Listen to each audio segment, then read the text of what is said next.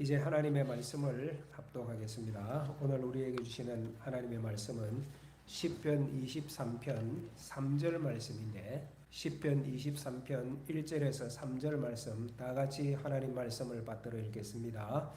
여호와는 나의 목자시니 내게 부족함이 없으리로다.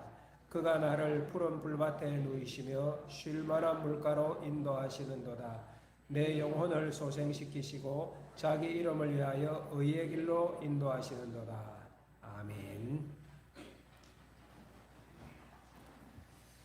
시편 23편은 하나님과 성도의 관계를 목자와 양의 관계로 묘사하고 있습니다.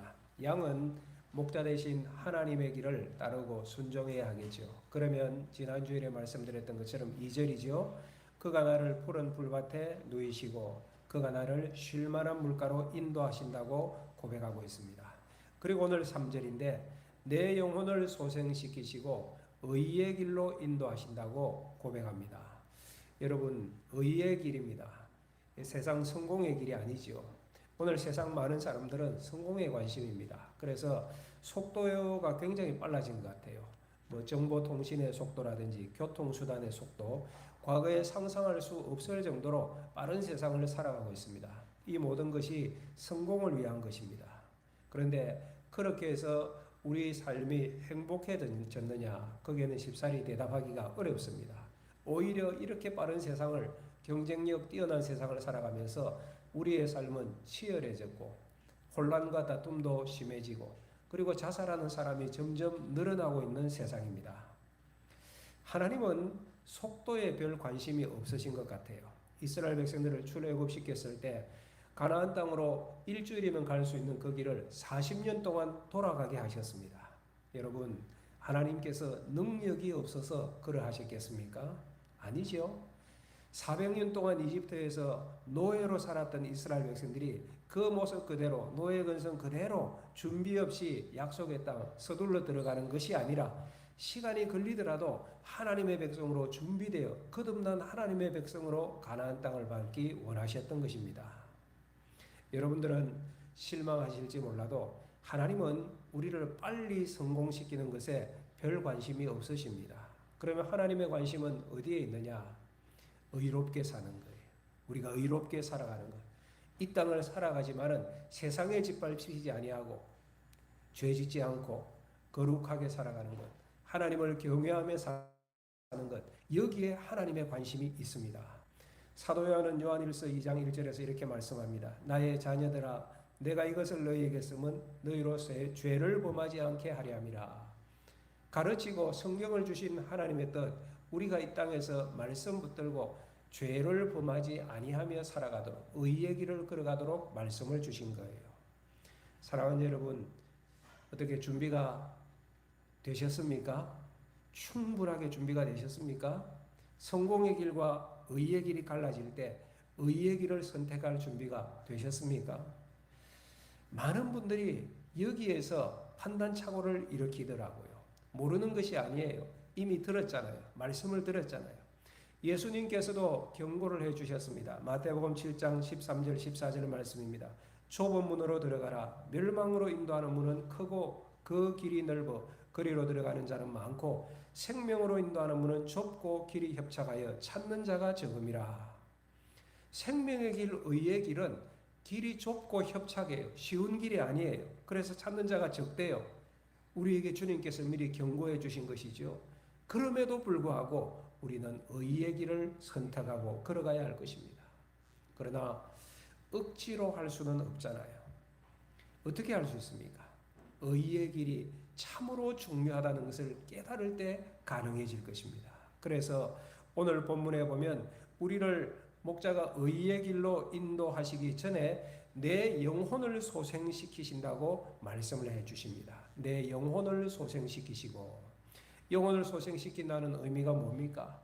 죄 가운데서 영혼이 죽어가는 영혼을 새 생명을 불어넣어서 다시 살리는 것을 의미하잖아요. 여러분, 이 영적인 눈이 열려야지 의의 길이 보일 것입니다. 영생의 길을 볼 수 있어야지 의의 길이 보일 것입니다. 제가 이런 말씀드리면 여러분도 다 알 세계적인 근세대의 최고의 세계 전체 물리학자로 알려진 분이죠. 영국 분이시고, 근데 이분이 뭐 오랫동안 루게릭병 앓고 그랬잖아요. 그럼에도 불구하고 우주에 관한 많은 연구를 해서 우주의 시간, 우주의 공간에 관한 아주 탁월한 그런 연구 업적을 남기셨죠. 몇 년 전에 뭐 세상을 떠나셨습니다만, 근데 이분이 영에 관하여서 신앙의 세계에 관해서는 이렇게 얘기했어요. 천국이나 사후세계는 없다고 얘기하였습니다. 그 이유가 뭔가 하니 이분은 이렇게 설명하더라고요. 인간은 컴퓨터와 같기 때문이다. 마지막 순간 뇌가 깜빡깜빡 하다가 멈추면 그 이후에는 아무것도 없다. 뇌는 부속품이 고장나면 작동을 멈추는 컴퓨터와 같다. 이렇게 설명을 합니다. 대단히 뛰어난 분이었죠. 그 뛰어난 분이 왜 천국을 믿지 못할까? 왜 영생을 바라보는 눈이 없을까? 생각해 보면 두뇌는 뛰어날지 모르지만 영혼은 죽은 자이기 때문일 것입니다. 여러분, 그분이 하신 말씀이 얼마나 무서운 말인지 아는지 모르겠어요. 천국이 없다. 그러면 끝입니까? 이 세상 지옥이 되는 겁니다. 하나님도 없고 심판도 없고 내세도 없으면 우리가 고생하면서 정의롭게 살아갈 이유가 무엇입니까? 성도들이 그 어렵고 힘든 길 말씀 붙들고 그렇게 살아갈 이유가 무엇입니까? 그냥 이 땅 내 한평생 마음대로 살면 되지. 내 욕망대로 내 하고픈 대로 살면 되지. 왜? 죽으면 끝인데. 죽으면 끝인데. 진화론도 여기에서 나왔어요. 영혼도 없고 하나님도 없고 영생도 부인하는 진화론이 있고, 진화론의 발전이 결국은 세계대전을 일으킨 것 아닙니까? 독일의 나치주의, 공산주의도 진화론의 결론입니다. 하나님을 부인하는 세상은 어떤 세상이 되어집니까? 아름다운 유토피아가 아니라 그런 세상은 다툼이 격렬해집니다. 오늘 우리가 살아가는 세상은 더 다툼이 심해지고 있지 않습니까? 거짓이 횡행하고 살인과 악한 일들이 일어나고, 장로님 기도하셨지만 지난 주간에 지구촌에서 어느 나라는 지진으로 인하여서 어느 나라는 홍수로 인하여서 엄청난 재해를 맞이하였습니다. 지금 이 땅에 홍수, 예측하지 못한 폭설, 어떤 곳에는 가뭄, 어떤 곳에는 폭염으로 인하여서 난리죠, 난리. 대형 산불도 일어나고, 이런 일들이 기상이변 때문에, 이상기후 때문에 다 일어난대요. 근데 그 쭉 들어가 보면 인간 탐욕에서 기후변화도 시작된 것 아니겠습니까? 자연이 몸살을 앓고 있는 것입니다. 이러한 혼란 중에도 사는 자들은 살아가지만은 힘없고 약한 자들은 고통받고 죽어가고 있잖아요. 약육강식의 세상을 우리는 살아가고 있습니다. 사랑하는 여러분, 우리 육신도 소생해야 되지만 영혼이 살아야 됩니다. 하나님은 우리의 영혼을 소생시키십니다. 물론 하나님은 사랑이 많고 풍성한 분이시기 때문에 때로 우리의 지친 마음과 육신도 소생시키십니다. 열왕기상 19장에 보면 엘리야가 갈멜산에서 큰 승리를 거두었잖아요. 18장이었죠. 갈멜산에서 바알과 아세라 450인가 영적 전투하에 큰 승리를 거두었어요. 그리고 나면 하나님의 영광이 선포되고 막 하나님의 나라가 확장되고 그래야 될 텐데 19장에 보면 반전이에요. 권세자였던 이세벨 왕후가 내가 엘리야를 죽일 것이야, 이 한마디에 엘리야의 마음이 무너져 내렸어요. 낙심하고 지쳤어요. 그래서 막 하나님께 뭐라고 합니까? 하나님, 이제 하나님을 경외하는 사람은 나 혼자밖에 없습니다. 차라리 나의 생명을 거두어 가십시오. 뭐 이렇게 얘기를 하는 거예요. 하나님께서 어떻게 하십니까? 그 엘리야를 광야로 데리고 가세요. 로뎀 나무 아래 눕히시고 꼭 자게 하십니다. 쉬어라. 그리고 잠자리에서 일어났던 엘리야에게 떡과 물을 먹여주십니다. 육신을 소생시켜 주시고 만져주시죠. 그리고 하나님께서 강한 바람을 보여주십니다. 지진을 보여주십니다. 불을 보여주십니다. 그리고 다음에 세미한 음성으로 말씀하세요. 엘리야야, 너가 어찌하여 여기에 있느냐? 일어나라, 가라. 바알에게 무릎 꿇지 않은 7천인이 있느니라. 말씀해 주세요. 무슨 말씀입니까? 엘리야야, 두려워하지 말아라. 너는 혼자가 아니야. 내가 너와 함께 할 것이야. 지금도 내가 너와 함께 하지 않니? 하나님께서 엘리야의 영혼을 소생시켜 주신 거예요. 만져주신 거예요. 엘리야가 그 자리에서 다시 일어나지요. 그리고 사명의 길로 걸어갑니다. 의의 길로 나아가는 것입니다. 지난주일에 말씀드렸던 필립 켈러 목사님의 양과 목자라는 책 말입니다. 목자로의 경험을 살려서 양의 생태를 소상하게 설명하고 있기도 합니다. 보면 양이 이렇게 잘 풀을 먹으면서 있다가 순간적으로 몸의 균형을 잃고 뒤뚱하면서 중심을 잃고 뒤집어지는 경우가 있다고 해요. 그러면 양이 막 발을 발부둥 그러면서 일어나려고 허우적거리지만은 양이 좀 뚱뚱하고 그렇잖아요. 잘 일어서지 못한다고 합니다. 그러면 어떻게 됩니까? 맹수의 표적이 되는 것이죠. 대단히 위험한 상태예요. 그래서 목자는 늘 양을 살피고 뒤집힌 양이 있으면 이렇게 세워줍니다. 뒤집힐 때 또 근육이 경직될 수 있으니까 마사지 해줘서 이 혈액순환을 돕고 그리고 쉬게 함. 그리고 옆에서 목자가 이렇게 이야기한답니다. 얘야, 왜 그랬니? 내 곁에 있어야지.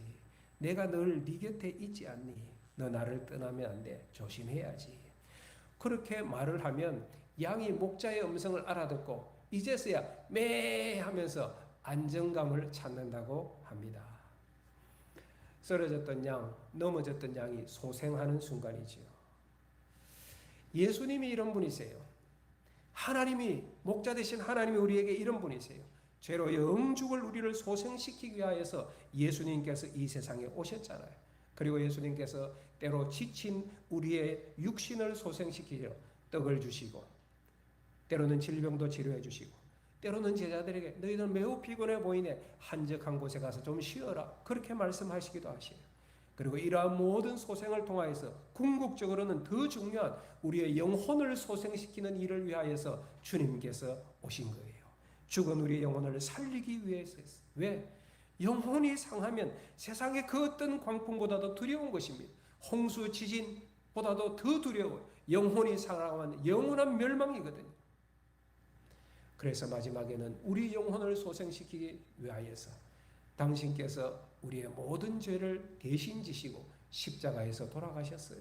살 찢기시고 피 흘리시며 우리가 당할 죄의 고통을 주님께서 다 당하신 것이죠.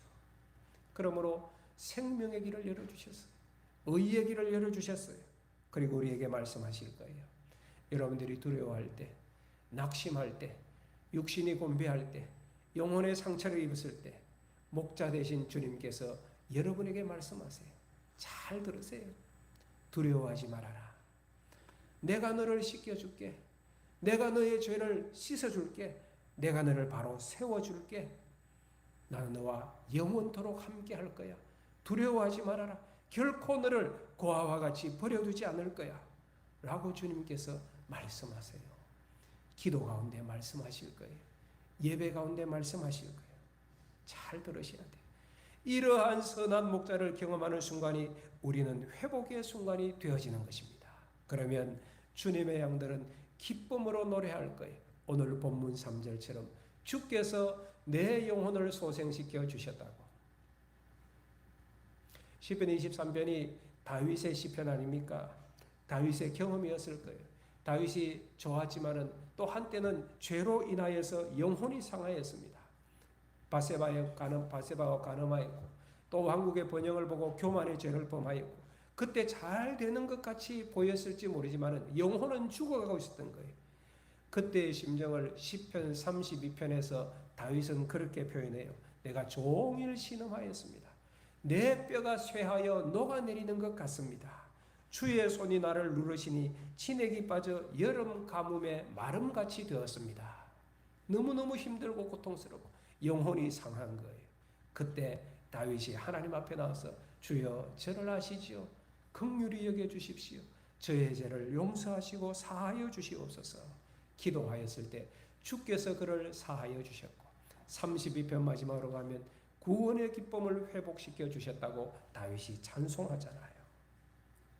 이것이 내 영혼을 소생시키시고 따라 할까요? 내 영혼을 소생시키시고 그냥 하지 마시고 여러분의 신앙 고백과 바람으로 다시 합니다. 내 영혼을 소생시키시고 이렇게 우리의 영혼을 소생시키신 주님께서는 그 다음에 우리를 의의 길로 인도하신다고 말씀하세요. 의의 길이 뭡니까? 구원받은 성도로서 이제는 죄악된 삶을 떠나 하나님의 뜻을 쫓아 살아가도록 인도해 주신다는 말씀이지요. 언제까지 인도해 주실까요? 어디까지 인도해 주실까요? 영원한 하나님 나라에 이를 때까지 주님이 목자 되셔서 우리를 의의 길로 인도하시고 붙들어 주신다고 약속하시는 거예요. 양들은 어리석은 습관들이 좀 있다고 해요. 다 그런지는 모르겠지만은 목자의 인도가 없으면 풀을 먹을 때도 한 곳에서 그냥 떠나지 않고 계속 먹어서 그 목초지를 초토화시킨다고 합니다. 또 가지 말아야 할 길을 가기도 하고 또 그 같은 곳만 계속 밟아서 그 땅을 뭉개기도 하고 그래서 지혜로운 목자는 양들에게 한 자리가 아니라 항상 새로운 길, 새로운 초장으로 이동시켜서 잘못된 습관에 벗어나도록 해준다고 해요. 이것이 우리가 인도되어야 될 의로운 길을 보여주는 것입니다. 출애굽한 이스라엘 백성들이 광야에서 40년 살았잖아요. 어려운 일 많았죠. 배고플 일, 눈물 날 일 많았겠죠. 뿐만 아니라 40년 생활 동안 영적으로 나쁜 습관들이 그 광야에서 다 드러났잖아요.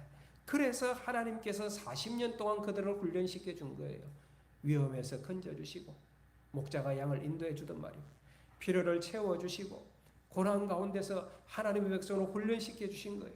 그들에게 만나와 매출하게 허락하시고 그들이 징얼거릴 때 반석에서 생수의 물을 내어주시고 추워할 때 구름 기둥으로 또 불기둥을 세우셔서 하나님만 바라보며 이 불기둥을 따라서 하나님의 인도를 따라 하나님만 바라보며 살게 하신 것이 그들의 광야 40년이었던 것이죠. 그래서 시편 저자 중에 한 분은 119편 71편에서 이렇게 표현합니다. 고난당하는 것이 내게 유익이라 이로 인하여 내가 주의 율례를 배우게 되었습니다.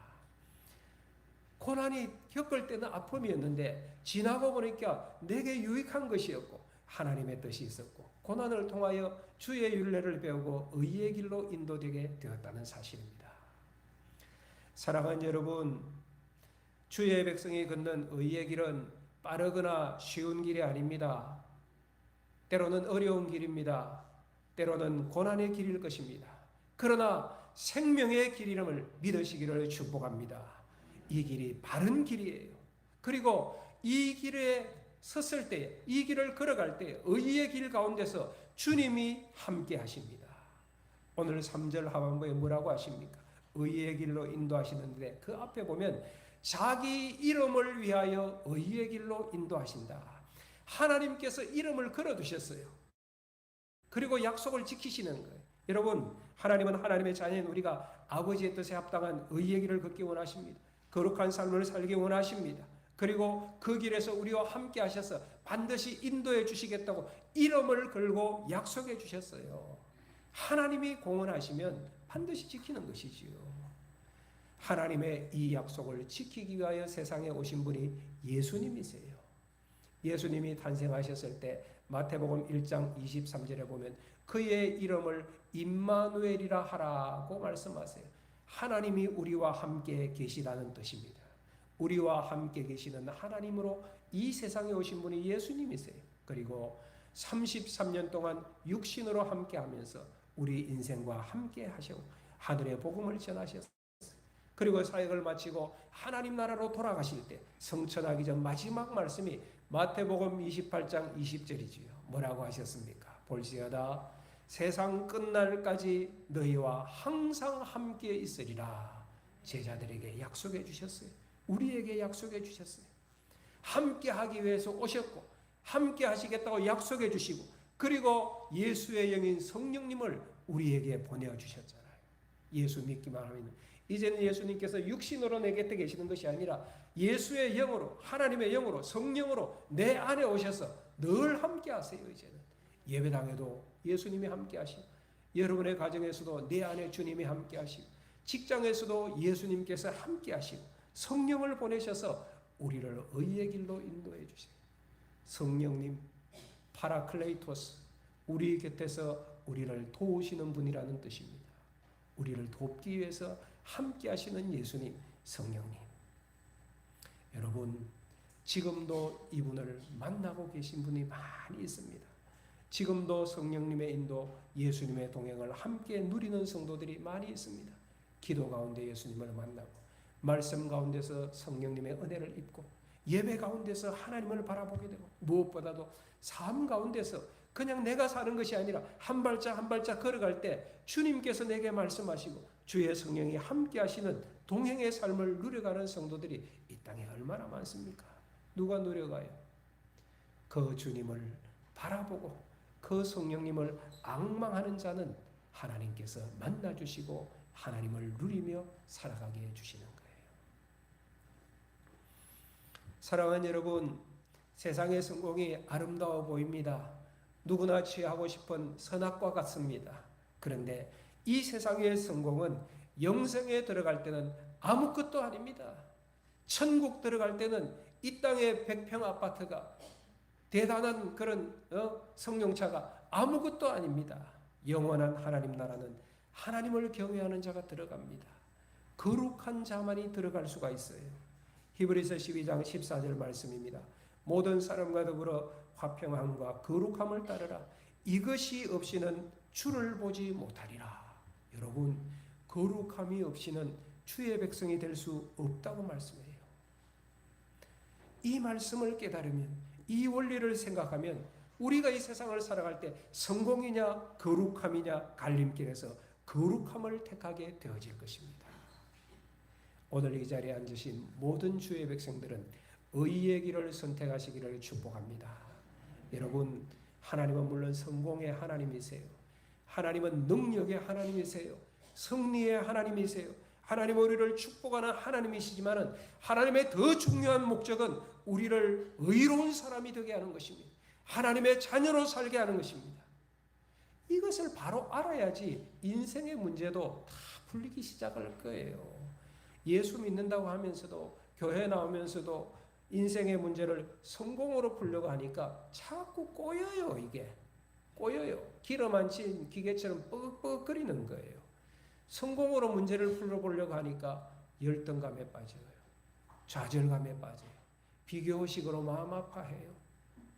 세상을 바라보니 거짓말을 해요. 그러다가 두려움과 염려에 빠져요. 그래도 안 되니까 하나님을 원망하기까지 하잖아요. 내가 이렇게 열심히 교회 나오는데 하나님 왜 내게 축복하지 않습니까? 이런 문제들이 계속하여 일어나게 되어지는 거예요. 저도 한때 찬송 가운데 어떤 찬송은 좀 부르기가 좀 부담스러운 찬송이 있더라고요. 예를 들면 부름받아 나서니 몸 어디든지 가오리다. 뭐 이런 찬송은 좀 부담스러웠어요. 왜냐하니 아골골짝 빈들에는 가기 싫었던 것 같아요. 제 마음에는 목사이지만은 목사로 성공하고 싶은 마음이 있었던 거예요. 성공이 목적이 되니까 목사에도 순종이 안 되는 거예요. 하나님께서 오랫동안 이 마음을 훈련시키시더라고요. 고치시더라고요. 사랑하는 여러분, 성공과 세상 축복이 목적인 사람은 주님의 인도를 끝까지 따라갈 수 있을까요? 어려울 것 같아요. 성공의 길이 저긴데 아니 의의 길로 가라고 하니까 성공이 목적인 사람은 의의 길로 가라 하니까 주님 죄송해요. 안녕히 가세요. 이렇게 되지 않겠습니까? 결정적인 순간이 말입니다. 그렇다면 정말 성공이 성공이라면 순교자의 삶은 저주의 삶입니까? 성경에 나오는 성도의 고난은 무슨 의미가 있는 것입니까? 여러분, 정말 의미가 없는 것입니까? 인생의 목적이 영원한 하나님 나라에서 살 준비하는 것임을 알아야지 성도의 고난도 이해가 되어집니다. 예수님께서 그래서 미리 말씀해 주셨잖아요. 마태복음 5장 10절에서 12절 말씀입니다. 의를 위하여 박해를 받는 자는 복이 있나니 천국이 그들의 것임이라. 나로 말미암아 너희를 욕하고 박해하고 거짓으로 너희를 거슬러 모든 악한 말을 할 때에는 너희에게 복이 있나니 기뻐하고 즐거워하라. 하늘에서 너희의 상이 큼이라. 너희 전에 있던 선지자들도 이같이 박해하였느니라. 의를 위하여 살아갈 때는 박해받을 수 있는데 그것이 오히려 축복이에요. 하늘의 상이 크다고. 그래서 주를 위해 고난당하면 기뻐하라고. 주님께서 미리 말씀해 주셨어요. 아니 목사님 정말로 그렇게 사는 사람이 있습니까? 있어요. 오늘도 있습니다. 주를 위하여서 묵묵히 고난을 인내가는 성도들이 우리 교회 안에도 있습니다. 초대교회 성도들이 그러하였습니다. 예수님의 12제자들이 주님이 부활 성천하신 이후에 이 삶을 살아갔습니다. 초대교회 성도들 고난과 핍박이 있을 때 기꺼이 받았습니다. 어떨 때는 기쁘고 감사하는 마음으로 고난을 받더라고요. 그러면 이런 질문이 생겨날 수 있습니다. 아니 목사님, 그러면 먹고 사는 문제는 어떻게 하란 말입니까? 주님의 대답은 무엇일까요? 주님은 뭐라고 대답하셨어요? 따라하십시다. 걱정하지 말라. 걱정하지 말라고 하셨어요. 이것이 주님의 대답이에요. 하나님께서 책임져 주신다는 거예요. 마태복음 6장 25절 말씀에서 염려의 문제 하시면서 너희들 이 땅에서 무엇을 먹을까 무엇을 입을까 무엇을 마실까 염려하지 말라. 그러면 33절 결론이 먼저 하나님의 나라와 의를 구하면 이 모든 것을 너희에게 하나님께서 더하여 주실 것이다 는 것이 주님의 말씀이었잖아요. 사랑하는 여러분, 우리의 문제는 금이냐 은이냐가 아닙니다. 우리에게 진짜 중요한 문제는 깨끗하냐 더러우냐입니다. 여러분은 깨끗하고 정결한 삶을 추구하고 있습니까? 의의 길이 나의 기쁨의 길이 되어지십니까? 디모데후서 2장 20절 21절에서 이렇게 말씀해요.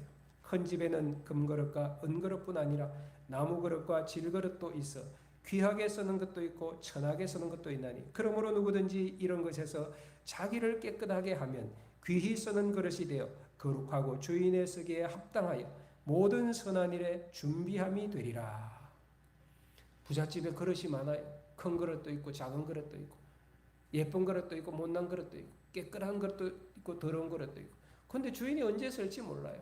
그래서 아이고 뭐 대강 하지 더럽게 그냥 두었는데 어떤 그릇은 주인이 언제 잔치에 나를 불러줄지 모르니 자신을 정결케 하고 깨끗해 하고 어느 날 주인이 와서 보니 이 그릇 오늘 써야 되겠네. 그러면 귀하게 되는 거예요. 자기를 깨끗하게 하면 귀히 쓰는 그릇이 되어서 주인의 쓰임에 합당하다. 우리에게 진짜 중요한 문제는 성공이 아니에요. 내가 주님 앞에서 의의 길을 걷고 있느냐 깨끗한 길을 걷고 있느냐 그러면 주님께서 필요하실 때 주님의 때가 되면 내가 늘 쓰겠다고 하시면 그것이 인생 성공의 길 아니겠습니까? 여러분 능력은 큰데 거룩하지 않으면 정결하지 않으면 이것은 세상에서도 위험하고 교회에서도 위험한 거예요. 반대로 예수님이 목자가 되시면 능력의 크고 작음은 문제가 되지 않습니다. 사도 바울이 이 고백했어요. 고린도전서 1장 27절 28절입니다. 세상에 하나님께서 이 세상에 미련한 것들을 택하사 지혜 있는 자들을 부끄럽게 하시는 분이시다. 하나님은 어떤 분이시냐? 세상에 약한 것들을 택하사 강하고 능력 있는 자들을 부끄럽게 하고 부수시는 분이시다. 여러분 이 목자 되신 하나님께 붙들림 받으면 내 능력은 중요하지 않아요. 하나님의 능력이 내 능력이 되면 성공인 것이죠. 시편 23편은 다윗의 시편이니 다윗의 경험이 여기에 녹아져 있는 것입니다. 여러분 다윗이 소년일 때 사무엘이 왕을 선택하기 위해 찾을 때 다윗의 아버지는 어린 소년 다윗이 미미해 보여주지도 않은 연약한 소년이었습니다. 부족함이 많았습니다. 그가 골리앗 앞에 섰을 때에 뭐 자랑할 게 있겠습니까? 물맷돌 몇 개 던질 줄 안다고 어떻게 대적할 수 있습니까? 그럼에도 불구하고 다윗이 여호와를 향하여 바라볼 때 의의 길을 걸어가려고 할 때 하나님이 원하시면 저는 약하여도 만군의 여호와의 이름을 붙들고 나갑니다. 이 다윗을 하나님께서 귀히 여기셔서 쓰셨잖아요. 만군의 여호와의 이름으로 나가는데 하나님 어떤 분이십니까? 자기 이름을 위하여 의의 길로 인도하시는 분이세요. 저와 여러분들이 내가 세상 사람들이 보기에는 어리석어 보일지 모르지만 실패하는 것 같이 보일지만 만군의 여호와의 이름을 붙들고 하나님의 방법으로 나가겠습니다. 여호와의 이름을 앞세우면 하나님께서는 당신의 이름을 위하여 여러분의 인생을 축복해 주실 줄 믿습니다. 세상 방법으로는 안 될 것 같아도 되어지는 거예요. 이것이 그리스도인의 삶의 방법이지요. 이 고백인 것입니다. 저 여러분도 다윗의 마음으로 이 고백을 한번 해봅시다. 저를 따라 하십시다. 자기 이름을 위하여 의의 길로 인도하시던도다. 한번 더 할까요? 주님의 이름을 위하여 나를 의의 길로 인도하신다. 믿으시기를 축복합니다. 여러분 성공의 길에서 의의 길로 방향을 전환하시기 바랍니다. 목자 대신 주님의 인도가 있습니다. 오늘 우리가 사는 세상 미혹이 얼마나 많습니까? 특별히 여기 젊은이들, 청년들, 학생들 유혹하는 것들이 얼마나 많습니까? 그래서 우리는 더욱 간절한 마음으로 주님을 바라보는 것입니다. 24시간 주님을 바라보는 것입니다. 꿈속에서라도 주님을 만나기를 기도하고 잠자리에 드는 것입니다. 아침에 일어날 때 주여 주의 인자하심과 성실하심이 오늘 24시간도 저와 함께하여 주시옵소서. 그렇게 살아갈 때 의의 길이 억지의 길이 아니라 기쁨의 길이 되어지는 주의 백성들이 되시기를 예수님의 이름으로 축원합니다. 우리 찬양하고